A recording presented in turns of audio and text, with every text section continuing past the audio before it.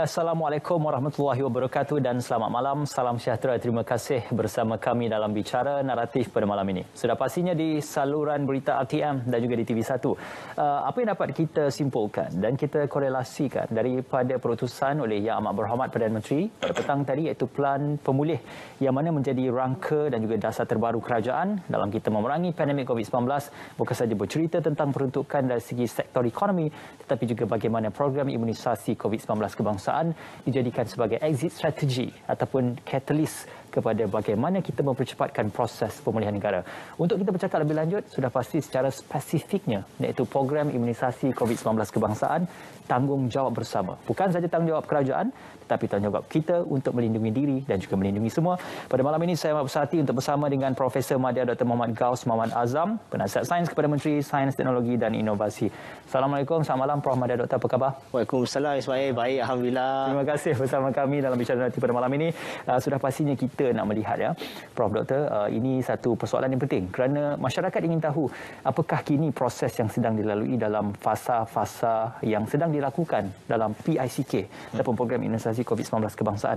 Difahamkan kita berada dalam fasa kedua, namun ada beberapa kawasan yang sudah pun mula melalui fasa yang ketiga. Jadi bagaimana perkembangan terkini itu boleh dikabarkan untuk mukadimah pada malam ini? Ya, terima kasih Ismail.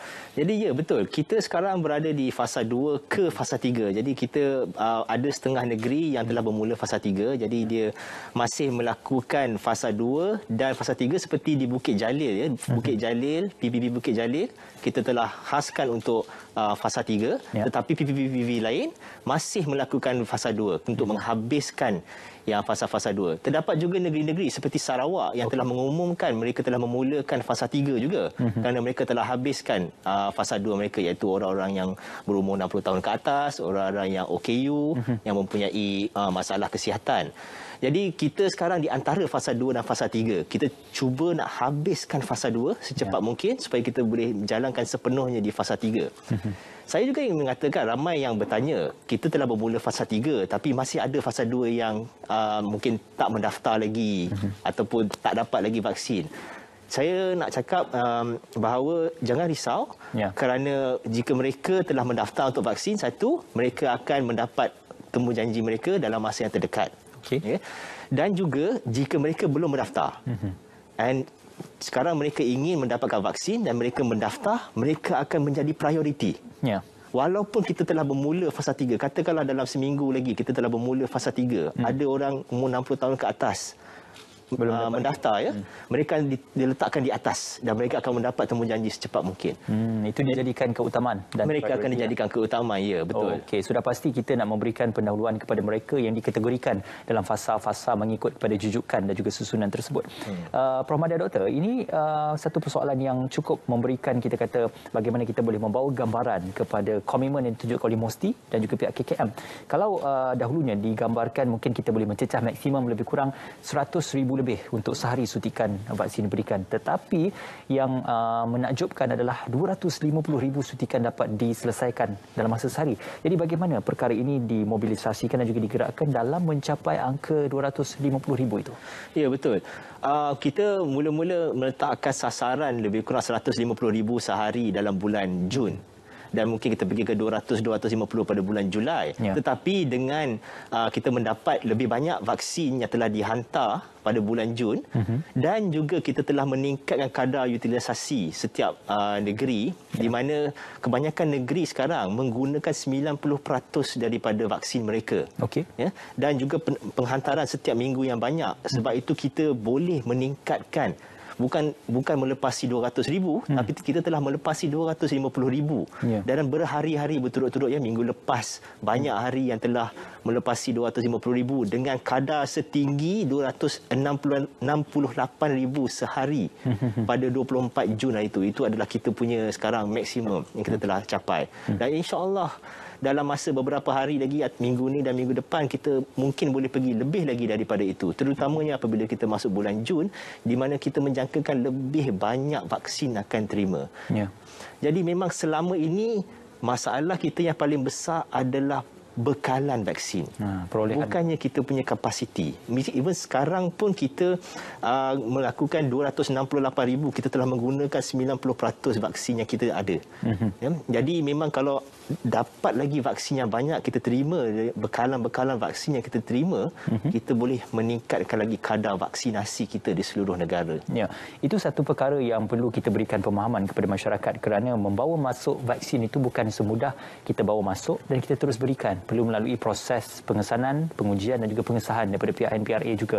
Jadi dalam perihal dan juga proses untuk mengesahkan dan juga memberi ujian klinikal kepada vaksin tersebut, apa yang dilakukan oleh pihak MOSTI dalam memastikan keselamatan dan juga pengujian itu apabila diberikan kepada masyarakat umum, maka impak dan juga kesan-kesan negatif dapat diminimalkan, Doktor? Ya, kebanyakan benda ini dilakukan oleh pihak KKM.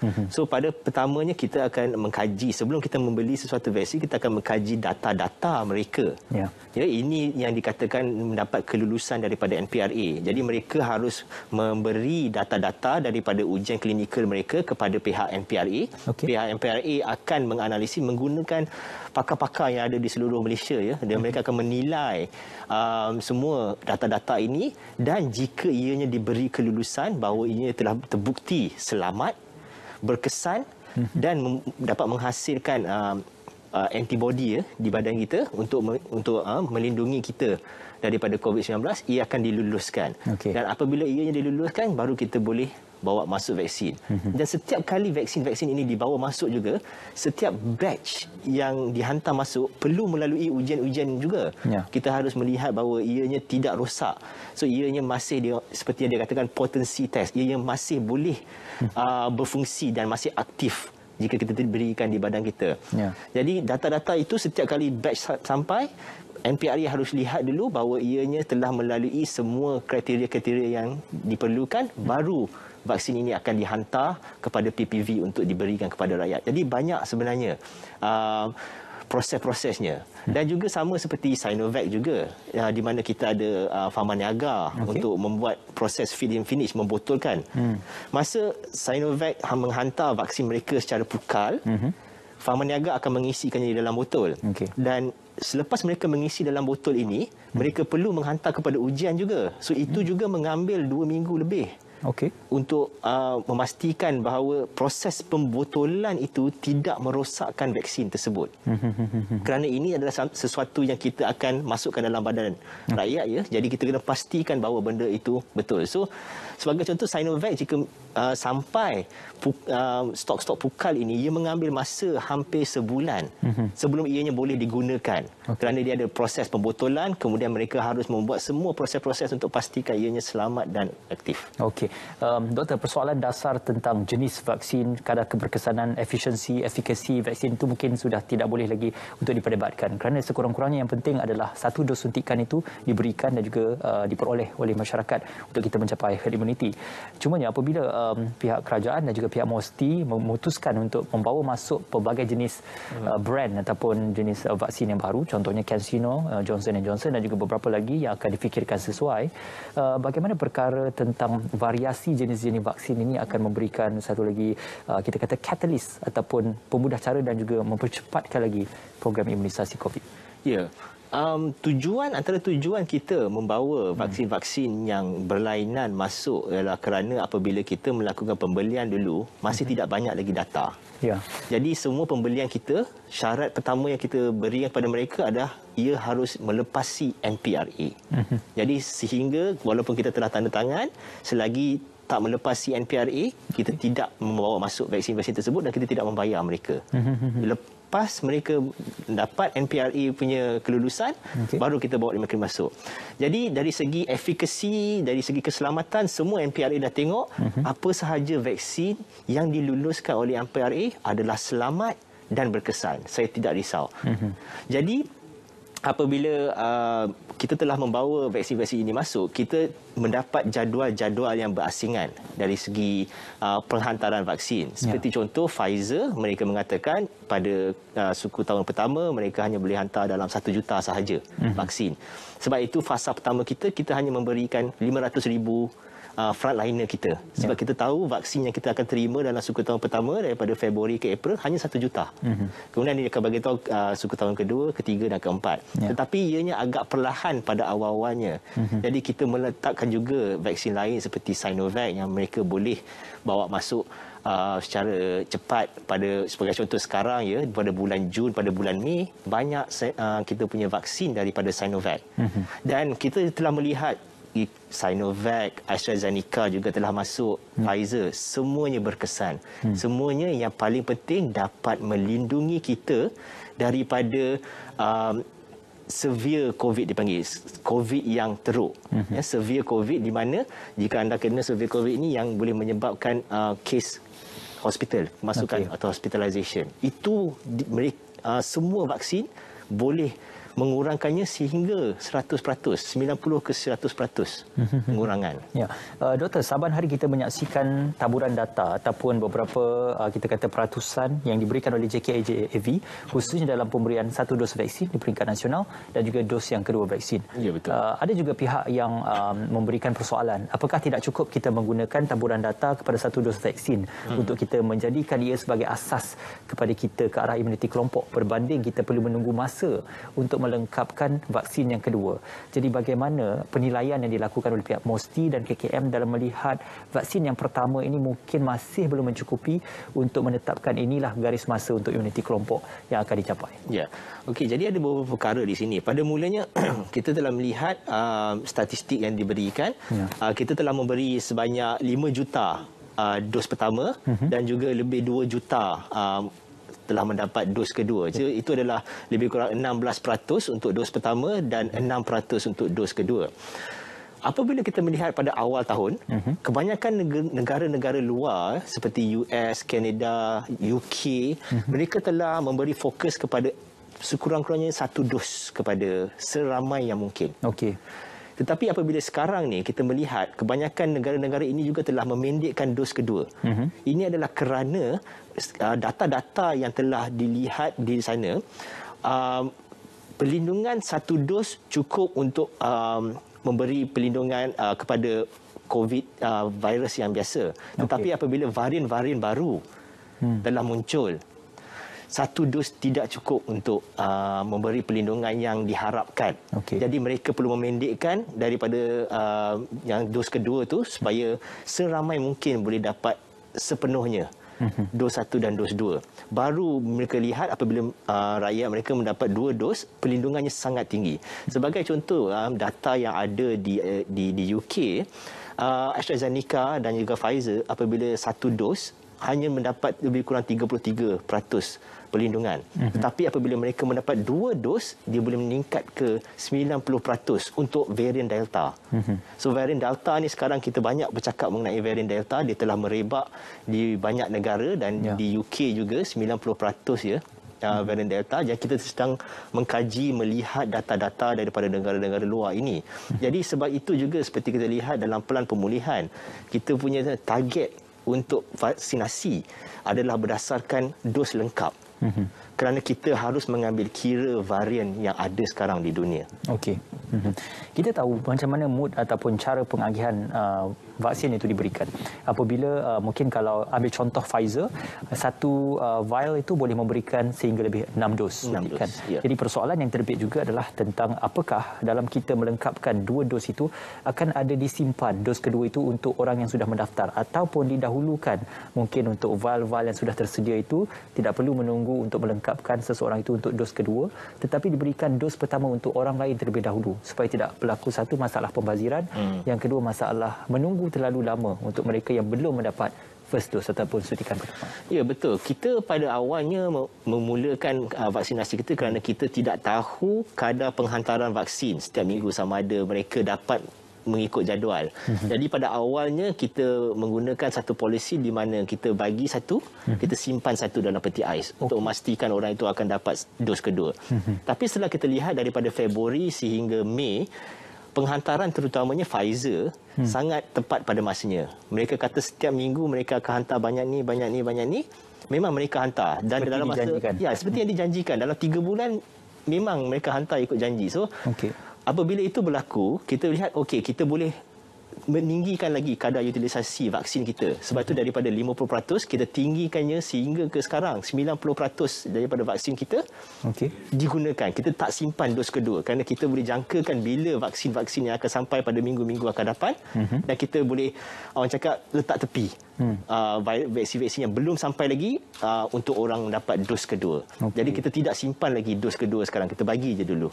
Maknanya kita dahulukan mana yang perlu didahulukan dan juga ya, betul. Tapi kita tidak panjangkan durasi dos kedua. Seperti Pfizer masih 3 minggu dan juga Sinovac. Okey. Baik, Prof. Madya Doktor, kita nak berjeda seketika. Kita akan kembali selepas ini dalam Bicara Naratif. Sudah pasti imunisasi COVID-19, tanggungjawab bersama.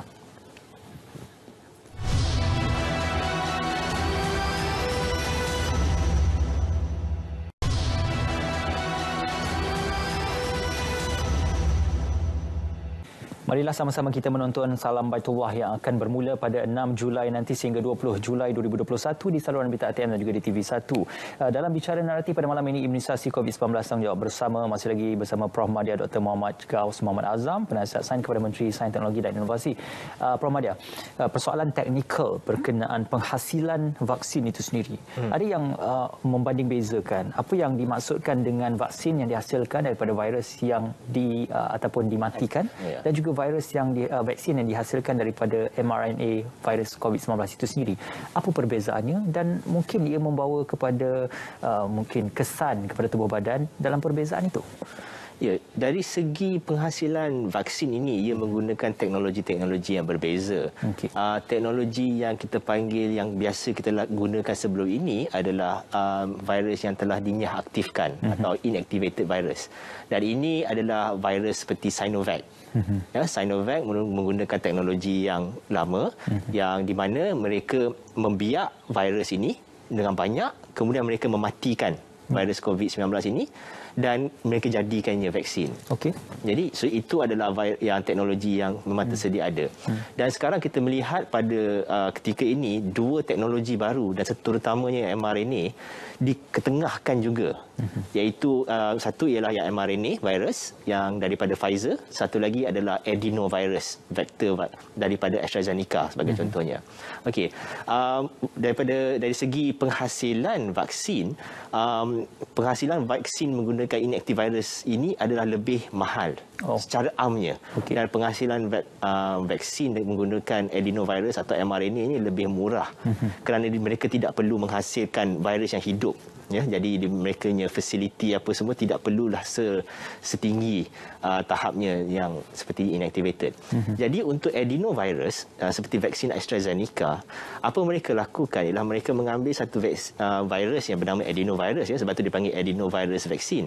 Mereka mengambil adenovirus itu dan mereka telah membuangkan cara untuk virus itu melakukan replikasi. Jadi virus ini tidak boleh melakukan replikasi.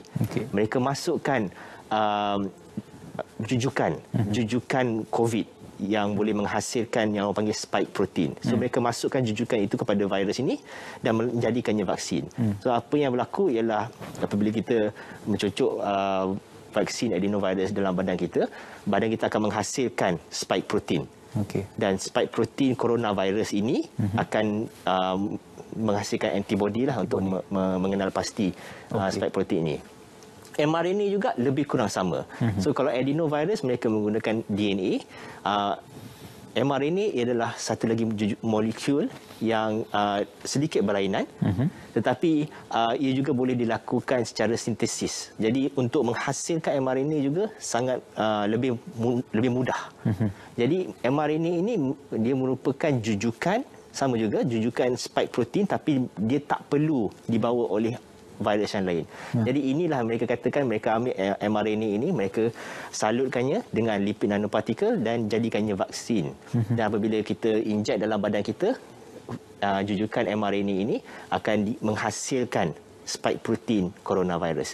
Jadi dari segi teknologinya, semua adenovirus dan juga mRNA akan menghasilkan secara amnya yang spike protein itu sahaja. Perbezaannya dengan yang inactivated virus ialah virus secara keseluruhannya yang telah dimatikan. Jadi bukan sahaja spike protein tetapi terdapat juga yang secara amnya seluruh virus itu dalam vaksin itu juga.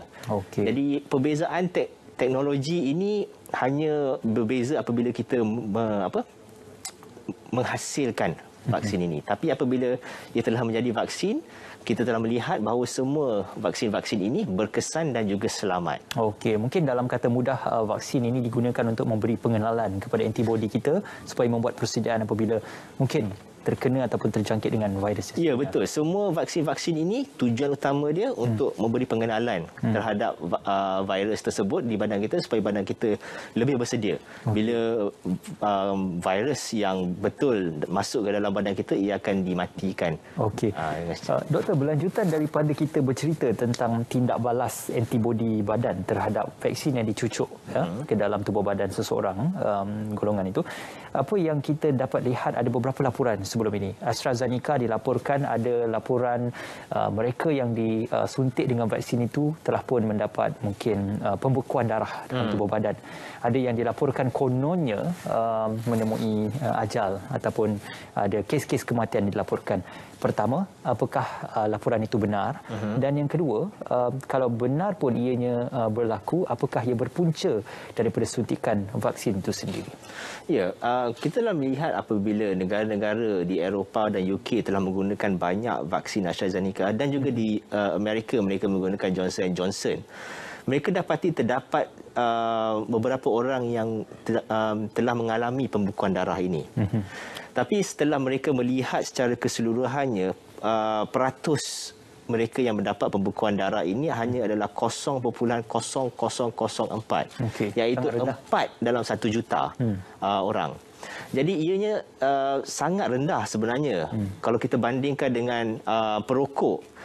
Peratus untuk perokok mendapat pembekuan darah adalah 0.18%. Ya, jadi itu adalah lebih tinggi. Dan juga kalau kita kena COVID-19, itu sangat tinggi. 16% daripada orang yang kena COVID-19 mengalami pembekuan darah. Dan ya, mereka telah perasan bahawa pembekuan darah ini berlaku tapi pada kadar yang sangat-sangat rendah. Dan juga data-data telah menunjukkan untuk sementara waktu ini mereka masih tidak pasti apa yang menyebabkannya.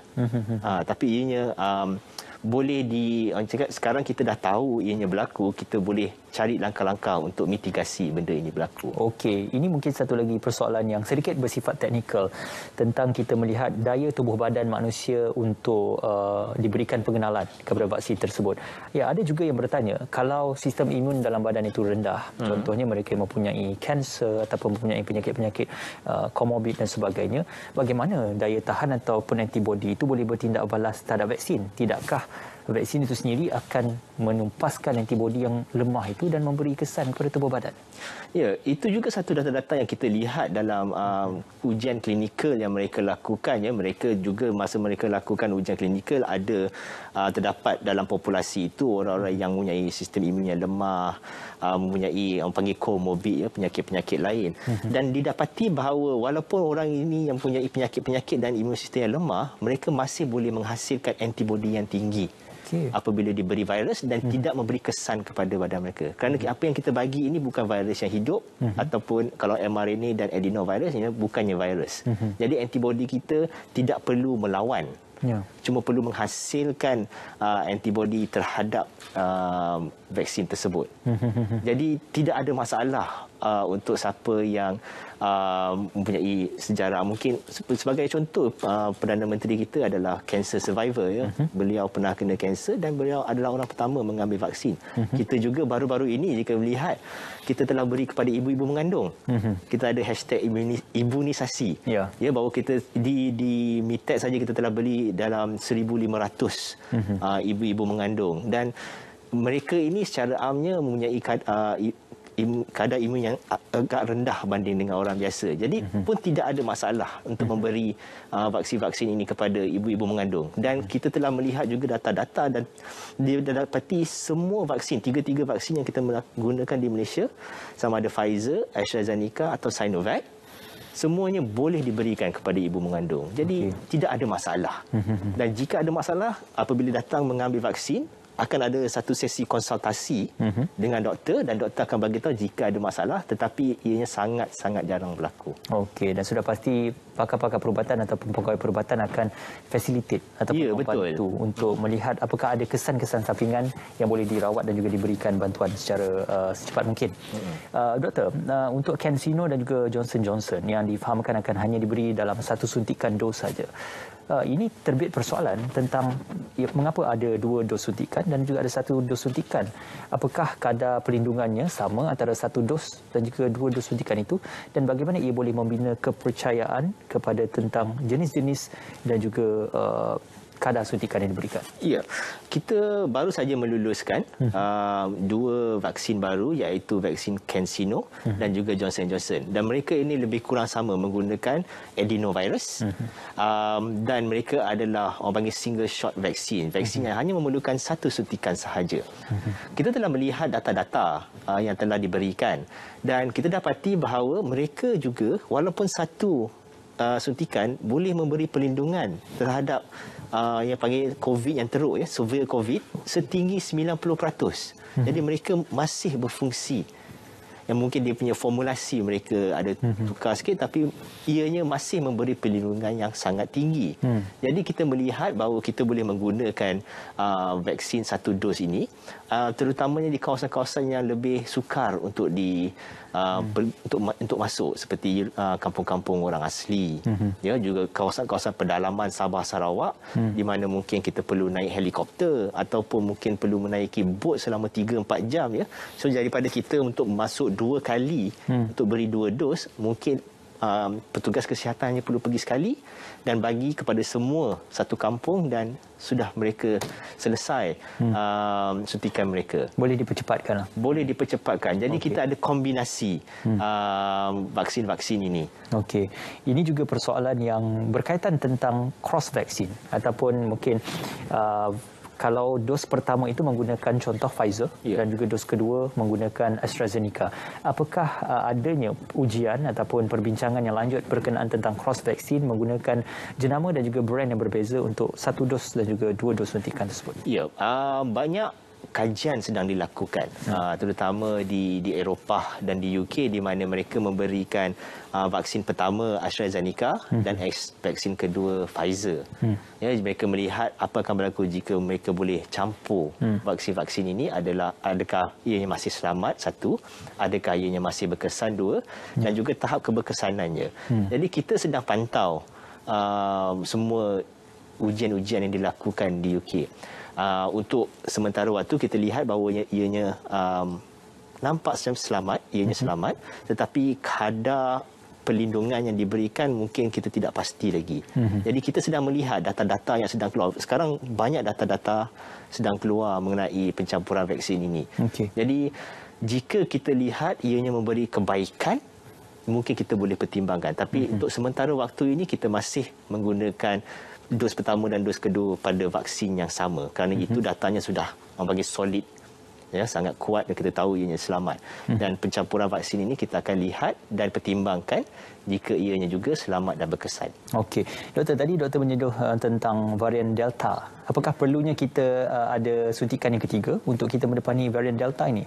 Okey, memang kita sedang melihat varian Delta ini terutama di negara-negara yang telah tinggi kadar vaksinasi mereka.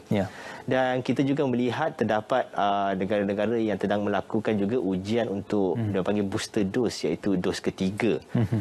Dari segi perlindungannya terhadap varian Delta dan juga varian-varian lain. Varian Beta terutamanya sebelum ini adalah yang South African variant. Delta adalah Indian variant. Jadi sama seperti pencampuran vaksin tadi, kita juga ingin melihat data-data terhadap varian-varian ini. Buat sementara waktu dilihat bahawa kadar keberkesanannya mereka mungkin berkurang sedikit, tetapi dia masih boleh melindungi kita daripada COVID yang teruk, iaitu mengurangkan kadar kematian. Jadi mungkin apa yang kita akan lihat seperti di UK sekarang, di mana 90% COVID mereka adalah daripada varian Delta. Kita melihat peningkatan kes di sana sehingga 12,000, 11,000. Tetapi kali terakhir mereka capai 11,000 kes sehari adalah pada bulan Februari. Perbezaan utama di antara Februari dan sekarang ialah pada bulan Februari mereka tidak mencapai kadar vaksinasi yang tinggi, sekarang ni mereka telah melepasi 50-60% kadar vaksinasi di penduduk mereka. Dan kita melihat kadar kematian mereka telah berkurang dengan sangat banyak.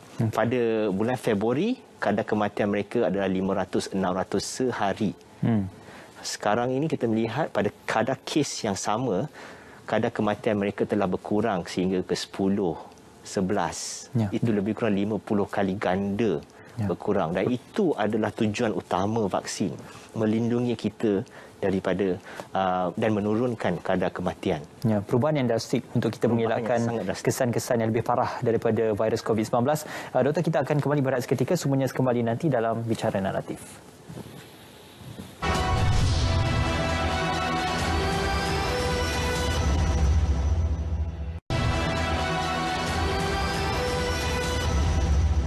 Ya, apa yang diungkapkan oleh Yang Amat Berhormat Perdana Menteri tadi bukan sahaja 150,000 dos suntikan sehari, kini sudah mencecah sehingga 250,000 suntikan sehari. Betul ya, Doktor? Ya, betul. Ini satu perkembangan yang positif kita melihat kepada perkembangan program imunisasi COVID-19 kebangsaan.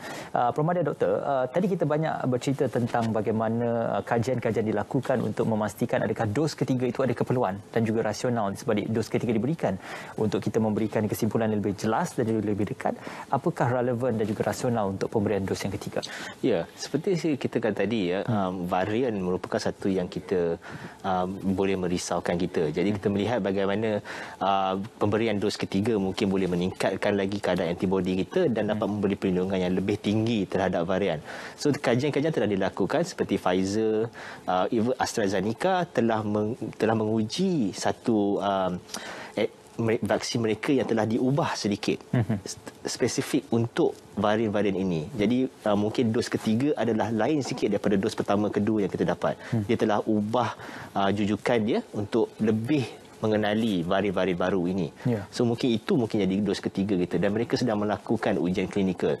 Dan jika kita lihat perlu, mungkin kita harus mempertimbangkan dos-dos dipanggil booster shot ini ya, dos ketiga. Kita juga harus melihatkan bahawa berapa lama antibodi akan bertahan di dalam badan kita. Sebab jika kita dijangkiti oleh COVID-19, kita dapati bahawa antibodi dalam badan kita hanya bertahan 3 ke 6 bulan. Tetapi kita mendapati bahawa vaksin memberi perlindungan yang lebih lama. Jadi ujian-ujian klinikal telah dimulakan pada tahun lepas dan kita mempunyai data sehingga kini setahun lebih. Dan pada ketika ini, setahun lebih ini, kita masih mempunyai antibodi. Tapi berapa lama ia bertahan? 2 tahun, 3 tahun, 5 tahun atau 10 tahun, kita tidak tahu. Jadi kita akan melihat dari masa ke masa, dan jika kadar antibodi itu menurun, mungkin kita harus beri booster shot untuk tingkatkannya semula. Okey, segalanya masih lagi bergantung kepada dapatan data dan juga bergantung pada perkembangan terkini, mungkin mutasi ataupun varian-varian baru yang akan kita peroleh ataupun melihat kepada kajian dan juga penyelidikan. Pemuda Doktor, seketika petang tadi kita menyaksikan Yang Amat Berhormat Perdana Menteri ada mengumumkan bahawasanya sedikit dalam pengumuman beliau, iaitu tentang program imunisasi COVID-19 kebangsaan sebagai satu katalis ataupun mungkin mempercepatkan proses kita. Bukan saja kita memerintahkan Perintah Kawalan Pergerakan, Ordinan Darurat, tetapi juga program imunisasi COVID-19 kebangsaan. Dalam perihal ini, kalau 250,000 suntikan boleh diberikan dalam masa sehari, berapa lama lagi tempoh yang boleh kita jangkakan atau boleh kita lihat untuk sekurang-kurangnya sektor sosial, sektor ekonomi boleh dibuka berlandaskan kepada dapatan program imunisasi? Ya, jika kita lihat sebelum ini Perdana Menteri telah mengumumkan yang mengenai dipanggil exit plan. Di mana kita berada di fasa 1, boleh bergerak ke fasa 2, fasa 3 dan fasa 4. Untuk bergerak daripada fasa 1 ke fasa 2, kita memerlukan 10% daripada populasi mendapat dos yang lengkap. So sama ada jika ianya vaksin 2 dos, mereka mendapat 2 dos, dan kalau vaksin 1 dos, 1 dos. So 10% daripada populasi. Kini kita berada di 6%, 6.5% populasi telah mendapat 2 dos. Ya, dan kita jangkakan untuk kadar vaksinasi kita boleh mencapai 10% populasi ini pada pertengahan Julai. So untuk bergerak daripada fasa 2 ke fasa 3, ia adalah 40%, dan fasa 3 fasa 4 adalah 80%. Dan kita ada mempunyai jangkaan tak silap saya 40% pada bulan Ogos. Kalau saya tak silap, saya harus lihat semula. Tapi kita akan dapat menyelesaikan semua target kita sebelum akhir tahun ini dan mungkin lebih cepat lagi.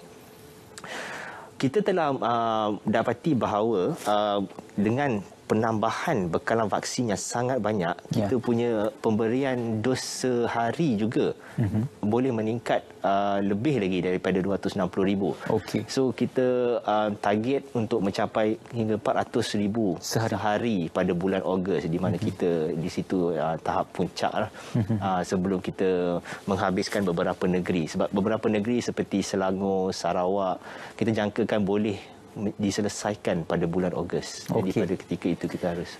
Juga sudah ada beberapa lokasi yang menunjukkan perkembangan positif dalam kita menjangkakan sekurang-kurangnya untuk mencapai imuniti kelompok ataupun herd immunity dalam kawasan dan juga negeri tersebut, iaitu wilayah Persekutuan Kuala Lumpur yang paling awal sekali menjangkakan insya-Allah penghujung Ogos ini boleh untuk melihat imuniti kelompok di wilayah Persekutuan. Juga dikorelasikan dengan angka 100% jumlah pendaftaran PICK di wilayah Persekutuan Kuala Lumpur. Jadi apakah rasional, apakah satu justifikasi yang positif untuk kita gambarkan di wilayah Persekutuan Kuala Lumpur, insya-Allah Ogos adalah jeda masa yang boleh diberikan satu penumpuan. Ya, betul. Jadi kita sekarang mungkin kita mula bergerak daripada penggunaan imuniti kelompok, kerana peratusan imuniti kelompok itu kita tidak tahu, ia hanyalah anggaran. Jadi kita punya cara terbaru kita ialah memberi kepada seramai mungkin. So, maximum protection. Seramai yang mungkin mendapat vaksin. Jadi kita menjangkakan negeri-negeri seperti wilayah Persekutuan, Sarawak, Selangor untuk dihabiskan 80% pada bulan Ogos. Tetapi kita juga telah melihat di Labuan, sekarang kita telah melihat di sana terdapat jangkitan varian Delta ini. Jadi apa telah berlaku, Yang Berhormat YB Khairi Jamaluddin telah mengumumkan Labuan akan menjadi kawalan wabak.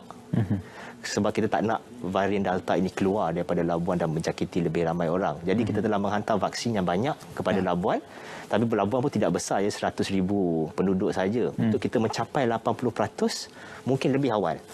Mungkin seawal bulan Julai kita akan mendapat Labuan sebagai negeri pertama yang mencapai 80%. InsyaAllah. Penduduk. InsyaAllah kita nantikan dan juga kita harapkan perlu dipercepatkan dengan kesukarelaan dan juga kesudian rakyat Malaysia untuk mendaftar dan juga melengkapkan proses pendaftaran mereka dalam MySejahtera juga. Doktor, satu persoalan yang banyak kita bandingkan, di luar negara sudah ada negara yang mengarahkan untuk ataupun tidak lagi menetapkan dan juga mewajibkan pemakaian pelitup separuh muka untuk rakyatnya kerana bersandarkan kepada dapatan data bahawasanya kadar kebolehjangkitan COVID-19 adalah rendah dan juga pemberian vaksin yang tinggi dalam kalangan penduduk di negara tersebut. Jadi apakah kalau kita sudah bervaksin, pemakaian pelitup separuh muka itu sudah boleh untuk diletakkan sebagai bukan lagi keutamaan dalam pembudayaan norma baru masyarakat? Ya, Ismail, ini yang saya katakan, kadar herd immunity ini kita tidak pakai lagi kerana setengah negara-negara yang mungkin telah capai 60%, setengah mereka masih belum keluar lagi daripada pandemik ini.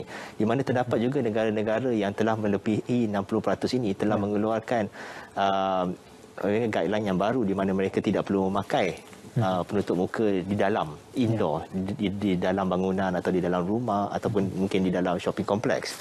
Tetapi mereka telah patah balik.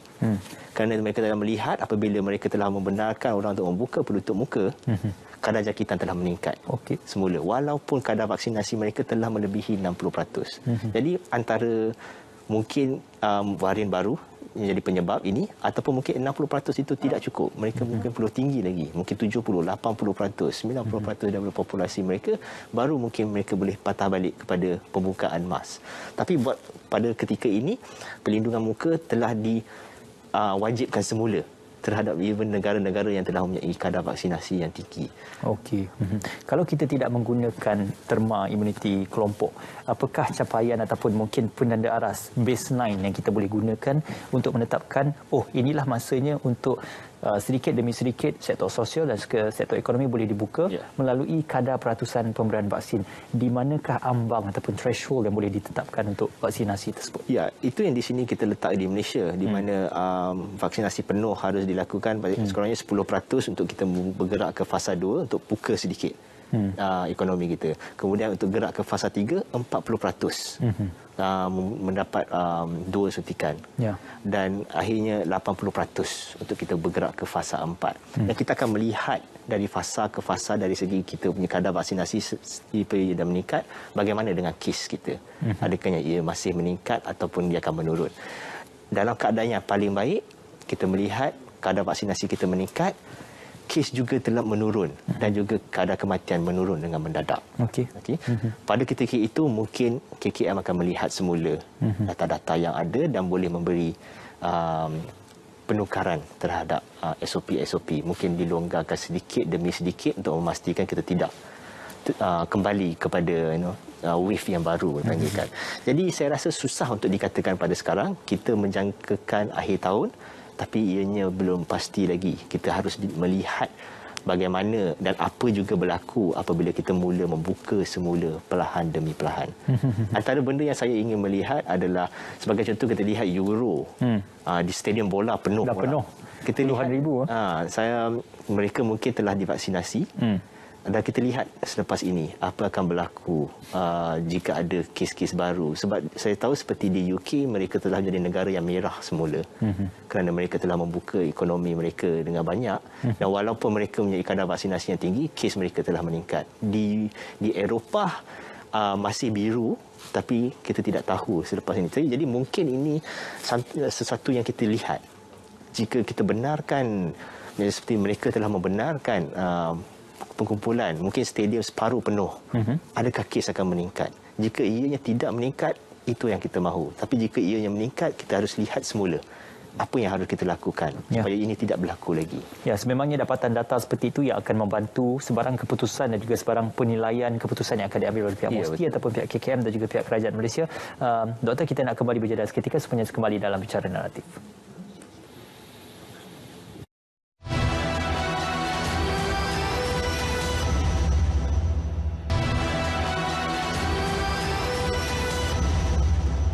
Bicara Naratif untuk kita menyimpulkan tajuk kita pada malam ini, imunisasi COVID-19 tanggungjawab bersama Prof. Madya Dr. Muhammad Gaus Muhammad Azam. Prof. Madya, secara kesimpulannya, kalau kita boleh lanjutkan daripada apa yang diucapkan oleh Amat Berhormat Perdana Menteri dalam pelan pemulih seketika tadi, ini merupakan harapan kerajaan Malaysia dalam melihat bukan sahaja kepada program imunisasi tetapi juga kepada bagaimana ia boleh menjadi kesan kepada sektor ekonomi dan juga sektor sosial negara. Apa yang boleh digarapkan dan juga boleh dicernakan hasil daripada ucapan oleh Amat Berhormat Perdana Menteri tadi? Ya, Ismail. Tadi pukul 5 Perdana Menteri telah mengumumkan pelan pemulih dan mereka telah meletakkan vaksinasi juga di dalam itu. Di mana pada pertamanya Perdana Menteri telah mengumumkan sejumlah 400 juta ditambah untuk membeli lagi vaksin untuk melengkapkan daripada 120% daripada populasi ke 130% daripada populasi. Ini juga mengambil kira di mana kita telah membenarkan vaksin Pfizer untuk umur 12 tahun ke atas. Jadi kita perlukan lebih banyak vaksin sekarang ni kerana lebih banyak daripada populasi kita boleh diberikan vaksin. Jadi kita itu satu yang saya perasan tadi pada Perdana Menteri telah mengumumkan 400 juta. Perdana Menteri juga telah mengumumkan sebanyak 200 juta untuk menggerakkan lagi PPV outreach, PPV bergerak. Kini kita ada 341 pusat pemberian vaksin dan daripada itu kita ada seperti contoh 13 PPV mega dan juga antaranya kita ada PPV awam, PPV KKM dan banyak lagi perlu dibuka seperti PPV IPT di kerjasama dengan KPT sekarang terdapat universiti-universiti yang membuka kampus mereka untuk menjadi PPV. Betul. Jadi banyak lagi PPV harus dibuka untuk kita meningkatkan daripada 260,000 kepada 400,000 di mana tahap maksimum yang kita perlu ada. Hampir 150,000 lagi kita perlu tambah. Jadi peruntukan telah diberi. kita juga saya rasa pertukaran ini juga akan digunakan untuk program outreach seperti yang wilayah persekutuan telah melakukan, di mana mereka telah menggunakan MyMedic, menggunakan mobile vaksinasi bergerak untuk unit-unit bas untuk digerakkan untuk mencari orang-orang di kawasan luar bandar dan juga mungkin pergelangan, orang yang homeless. Kita juga harus masuk ke kampung-kampung orang asli sekarang. Ia memerlukan kos. Kita juga telah membuka, sebagai contoh yang pertama hari itu kita cuba di Ara Damansara, iaitu pusat vaksinasi untuk OKU. Ia secara drive-thru khas untuk OKU sahaja. Jadi kita juga perlukan lebih PPV ini untuk pastikan orang-orang yang mungkin tidak boleh keluar rumah atau mempunyai masalah masih boleh dapat vaksin. Jadi mungkin setengah orang yang tidak boleh keluar rumah, kita perlu hantar petugas ke rumah mereka. Jadi itu kita akan pertingkatkan lagi. Saya juga pada ketika tadi Perdana Menteri juga telah mengumumkan beberapa insentif untuk sukarelawan kesihatan telah ditingkatkan. Kita juga telah melihat di mana program PIKAS, iaitu program imunisasi industri. Ya, kita melihat kluster-kluster industri kini banyak berlaku, ya. So PIKAS akan memberi fokus kepada industri, memberi vaksinasi kepada mereka. Ini telah dimulakan pada bulan Jun. Kita telah memberikan sebanyak 30,000 dos vaksin bulan ini, dan ianya akan dipertingkatkan pada bulan depan untuk memastikan kita kurangkan kluster-kluster ini. InsyaAllah banyak gerak kerja yang telah pun dilaksanakan dan juga dilibatkan urus dengan semua pihak, khususnya dalam kita menjayakan program imunisasi COVID-19 kebangsaan. Satu kesimpulan yang konklusif, terima kasih diucapkan kepada Prof. Nazir Dr. Muhammad Gaus Muhammad Azam, Penasihat Sains, kepada Menteri Sains, Teknologi dan Inovasi, dan juga terima kasih kepada pihak MOSPI dalam perkongsian tentang imunisasi COVID-19, tanggungjawab bersama, lindung diri, lindung semua. Sudah pastinya kita jaga kita perlu untuk memastikan sokongan terhadap program vaksinasi ini dapat dijayakan. Terima kasih kerana bersama kami. Teruskan kesihatan anda bersama saluran berita RTM dan juga TV1. Dengan itu kami tinggalkan anda dengan Assalamualaikum dan selamat malam.